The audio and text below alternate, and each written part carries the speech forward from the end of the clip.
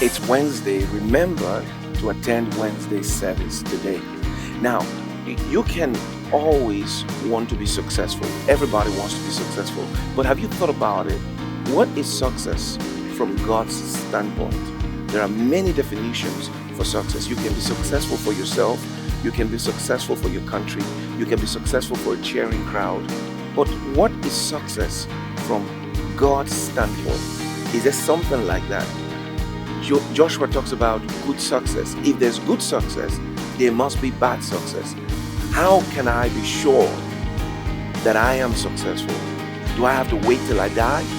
All these questions and more are answered in today's Rhapsody Realities. Go ahead and get a copy for yourself, and I want you to join me to become a partner with me in sending Rhapsody Realities all around the world. Click on the link below. And remember, Fifth Avenue is still showing.